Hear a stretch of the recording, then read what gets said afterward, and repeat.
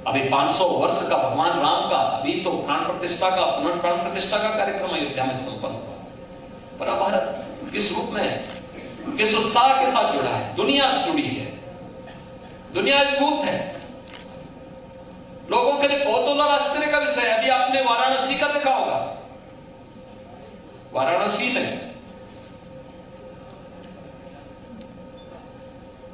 काशी विश्वनाथ धाम में, ज्ञानवापी में ये साई की रिपोर्ट सामने आ रही है। ये साई की रिपोर्ट क्या बताती है? बहुत कुछ आपके सामने उदाहरण प्रस्तुत करता है, लेकिन उस विरासत पर जो प्रधानमंत्री मोदी जी ने आजादी के अमृत महोत्सव वर्ष के समय आपको उपलब्ध कराया था, हम आजादी की लड़ाई को अपनी आंखों से नहीं देखे, देश को आजाद होते समय हम नहीं देखे, लेकिन जब देश अपनी आजादी का अमृत महोत्सव मना रहा था, हर घर तिरंगा के माध्यम से हम इस महोत्सव में सहभागी बने थे, क्योंकि हमारे पूर्वजों ने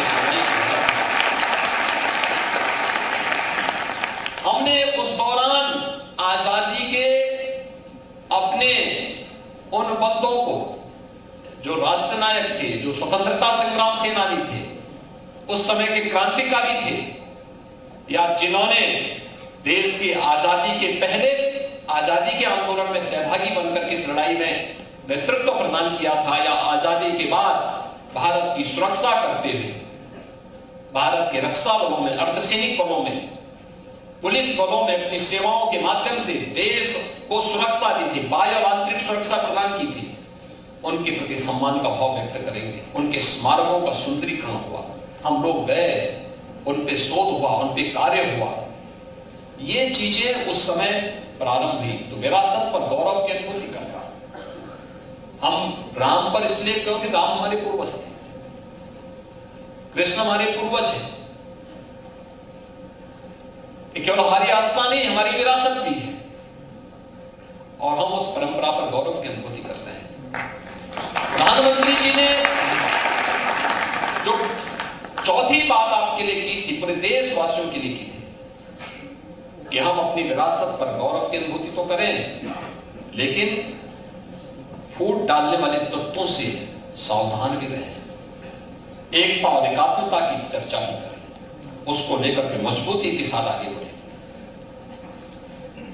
अपने सैनिकों के प्रति सम्मान का भाव रखें, सुरक्षा बलों के प्रति सम्मान का भाव, अपने मन में सम्मान की भावना रखें, क्योंकि जो लोग विकास नहीं चाहते हैं वे विभाजन करना चाहेंगे। जो नहीं चाहेंगे कि भारत विकसित देश हो, आत्मनिर्भर हो, वे आपस में फूट डालने का काम करेंगे, लड़ाएंगे, जाति के नाम पे, क्षेत्र के नाम पे, भाषा के नाम पे, तमाम अन्य बातों के आधार पर। इसकी कीमत किस रूप में हमने चुकाई थी? उत्तर प्रदेश इसका जागता जागता जीता जागता उदाहरण है। पहचान का संकट था उत्तर प्रदेश के नौजवानों के साथ, जाते थे कहीं बाहर, अपनी पहचान छुपाते थे। आज पहचान का संकट नहीं है, आज उत्तर प्रदेश वासियों की पहचान का संकट नहीं है। हम लोगों को देखना होगा, फूट डालने वाले तत्वों से सावधान होना। इसलिए एक और एकात्मता की चर्चा करना। और अंतिम प्रण जो प्रधानमंत्री जी ने कहा था वह है नागरिक कर्तव्य। एक नागरिक के रूप में मेरा दायित्व क्या है? हम अधिकार की चर्चा तो करते हैं, लेकिन अधिकार के साथ साथ हमारे कर्तव्य क्या हैं? उन कर्तव्यों के बारे में ज्यादा आगाह होना। पहले कर्तव्य होगा, फिर उसके बाद अधिकार होंगे। उल्टा न करें, पहले अधिकार और फिर कर्तव्य नहीं, पहले कर्तव्य फिर अधिकार। एक नागरिक के रूप में मेरा कर्तव्य क्या है? पहले देश, तब अंत में मैं। पहले देश, नेशन फर्स्ट। ये पंच प्रण का संकल्प प्रधानमंत्री मोदी जी का देशवासियों के लिए इसी बात को लेकर है। हमने स्मार्टफोन और टैबलेट की व्यवस्था इसीलिए प्रारंभ की, इसके माध्यम से अपने युवाओं को हम लोग तकनीकी रूप से सक्षम भी बना सकें और साथ साथ केंद्र और राज्य शासन की युवाओं से जुड़ी हुई योजनाओं के साथ भी जोड़ सके। आप अपने परंपरागत पाठ्यक्रम से तो अपनी शिक्षा अर्जित करे हैं, लेकिन अगर आप किसी प्रतियोगी परीक्षा की तैयारी कर रहे हैं तो आपके लिए अभ्युदय कोचिंग की भी ऑनलाइन व्यवस्था मौजूद है, आप उसका भी उपयोग कर सकते हैं। एक प्लेटफॉर्म आपके लिए। आप इसके बाद कुछ कार्य करना चाहते हैं तो कौन सी योजना आपके लिए अच्छी हो सकती है? पीएम स्टार्टअप की योजना, पीएम स्टैंड अप की योजना, पीएम मुद्रा की योजना, मुख्यमंत्री युवा स्वरोजगार की योजना, कौन सी ऐसी स्कीम हो सकती है जो आपको आत्मनिर्भरता की ओर अग्रसर कर सकती है? वह भी जानने का एक अवसर आपके पास इसके माध्यम से प्राप्त होगा। बालिकाओं के लिए भी बहुत सारी स्कीम उसके साथ जुड़ी हुई, हम उसको देखें और हमारी जानकारी होनी चाहिए। दूसरा, हम अपने संस्थानों को केवल इसका माध्यम न बनाएं कि हमारे विश्वविद्यालय या हमारे संस्थान केवल डिग्री या डिप्लोमा या सर्टिफिकेट देने के माध्यम ही न बने, बल्कि बच्चों को वास्तविक ज्ञानवान बनाने का प्रयास भी करें। शिक्षित बनाना एक कार्य है, वह आप कर रहे हैं, लेकिन ज्ञानवान तब बनेगा जब वह व्यावहारिक धरातल पर उतर करके उसका अनुभव करेगा। केंद्र या राज्य सरकार अपनी कोई स्कीम बनाती है, जैसे गोरखपुर में फर्टिलाइजर कारखाना बना, या गोरखपुर में एम्स बना, या गोरखपुर में आयुष विश्वविद्यालय बनता है, या गोरखपुर में कोई बड़ा उद्योग लग रहा है। ये जितने बड़ी स्कीम बनते हैं तो इससे पहले इसकी एक सोशल इंपैक्ट स्टडी होती है, वहां की सामाजिक, वहां की जैव पारिस्थितिकी, वहां के अन्य परिस्थितियों पर इसका क्या असर पड़ेगा। बहुत सामान्य अध्ययन होता है, 4-5 महीने का समय लगता है, एक डाटा कलेक्ट किए जाते हैं, बहुत सारे आज तो सब कुछ पहले से मौजूद है। थोड़ा सा प्रयास करना है और उस स्टडी को फिर प्रस्तुत कर देना है, फिर उस पर चर्चा होती है, तब वह स्कीम, वह प्रोजेक्ट आगे बढ़ पाता है। होता क्या है, इसमें दुनिया की और देश की कुछ कंपनियों की मोनोपोली है। लंबी फीस लेते हैं, लंबा समय लेते हैं, बहुत सारे लोग तो दिल्ली और मुंबई से बाहर नहीं निकलते, वहीं बैठे बैठे अध्ययन कर लेते हैं, फीस ले लेते हैं। हमारा कहना है, क्या ये स्टडी हमारे संस्थान नहीं कर सकते, हमारे विश्वविद्यालय नहीं कर सकते?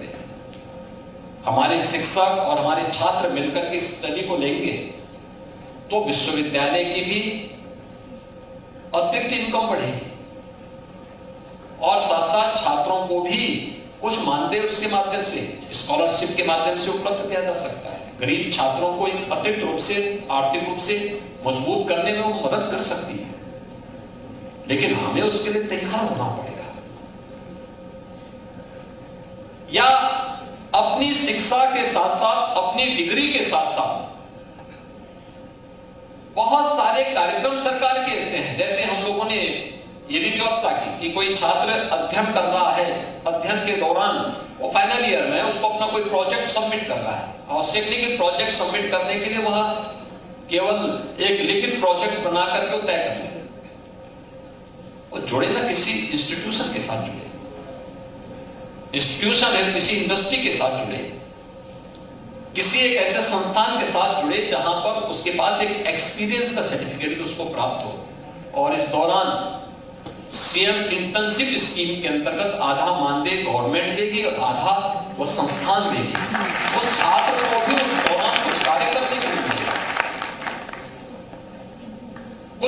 उसके पास जब वो कार्य कर रहा है, अपना प्रोजेक्ट सबमिट कर रहा है, तो उस दौरान उनके पास एक इनकम होगी, कम से कम माँ बाप पर तब निर्भरता नहीं रहेगी। कम से कम उस दौरान जो भी उसको 5,000 7,000 रुपए मिल पाएंगे, उससे उसके खर्चे तो निकल पाएंगे। यह हमें उसके लिए तैयार करना है। कैरियर काउंसलिंग को एक सेल के रूप में अपने संस्थानों में तैयार करना है और इन बच्चों को उसके लिए तैयार करना है। देखिए, इस समय हम प्रदेश में कुछ कार्यक्रम प्रारंभ किए। मैं इस पे देख रहा था एक दिन, और वैसे भी हम लोग रोज ही देख रहे हैं। रूस और यूक्रेन का युद्ध चल रहा है, इजराइल और फिलिस्तीन का युद्ध चल रहा है, साउथ और नॉर्थ कोरिया आपस में लड़ रहे हैं। तमाम देशों में युद्ध होगा, तो युद्ध के बाद निर्माण भी होना है। अब उन देशों में इस समय स्किल मैन पावर की आवश्यकता है। इजराइल में भी है, रूस में भी है, साउथ कोरिया में भी है, जर्मनी में भी है। ये सभी भारत के मित्र देश हैं। वे सब चाहते हैं भारत से लोग आए, लेकिन हमारे संस्थान अपने को तैयार नहीं कर पाए।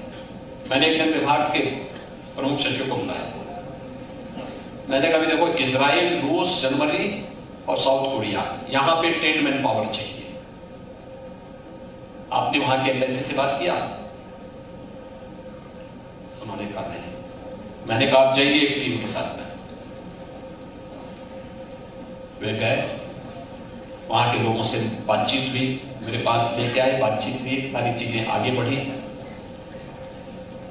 देखिए, सामान्य लोग जा रहे हैं भी, और उसमें उनका मानदेय कितना है? रहने की फ्री, खाने का फ्री, और लगभग 1.25 लाख से 1.5 लाख रुपए महीना वो उनको पैसा मिलता है।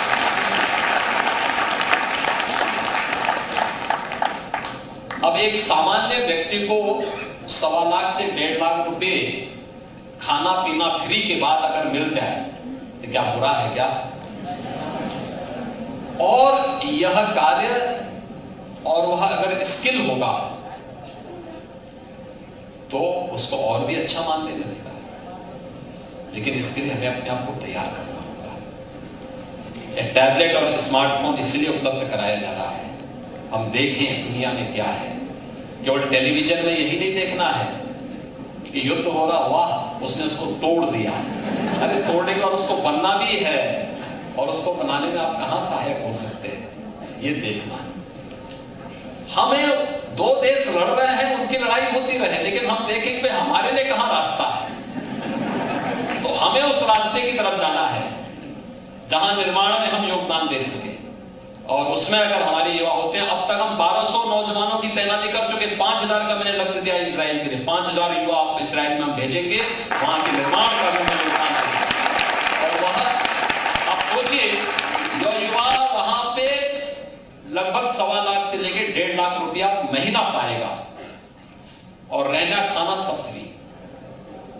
आप सोचिए, ऐसे ही हम अन्य देशों के लिए भी तैयारी करेंगे। अपने प्रदेश के साथ साथ दुनिया में भी जाएगा, तो वहां जो पाएगा तो अपने देश में भेजेगा ना, कमा करके। बहुत सारे लोगों को लगता होगा कि अयोध्या में इतना पैसा सरकार ने क्यों खर्च कर दिया। प्रतिदिन वहां पे 4 से 5 लाख लोग आ रहे हैं। तो हम कहते हैं भाई लोग आएंगे, यूपी को देखेंगे, कहते हैं इससे क्या लाभ होगा। अरे हमने कहा आएंगे तो होटलों में तो यही रहेंगे, यहीं का रहेंगे ना। होटल में काम करने वाले तो यूपी के ही लोग हैं ना। टैक्सी यूपी की उपयोग करेंगे, सामान भी यहीं से खरीदेंगे। अयोध्या में पहले दिन ही सब सामान बिक गया। तो अब सामान कहां से लेके आए? हमने कहा इनको सामान पहले सप्लाई करो, और उसके बाद अब लोगों को लग रहा है कि अयोध्या में विकास, 4 लेन की सड़कें बनी थी, जो गोरखपुर में हम पहले बना चुके थे। उनको लगता है वाह, ये पहले दूरदर्शी सोचते। अगर हम सोचते नहीं तो 5 लाख लोगों को प्रतिदिन हम संभाल पाते थे। कभी नहीं संभाल पाते। अपने गोरखनाथ मंदिर में मेला लगा हुआ है इतना बड़ा, और आप देखिए सड़कें जब चौड़ी नहीं करते तो इतना बड़ा मेला लग पाता। मैं 2 बार सुबह से सिटी में आ गया हूं अलग अलग कार्यक्रमों में, मेला अपना चल रहा है, मैं पीछे से चुपचाप निकल करके आ रहा हूं, कहीं कोई जाम नहीं, क्योंकि सड़कें इतनी चौड़ी हो चुकी हैं कि अब लोगों को आने जाने में कोई समस्या नहीं।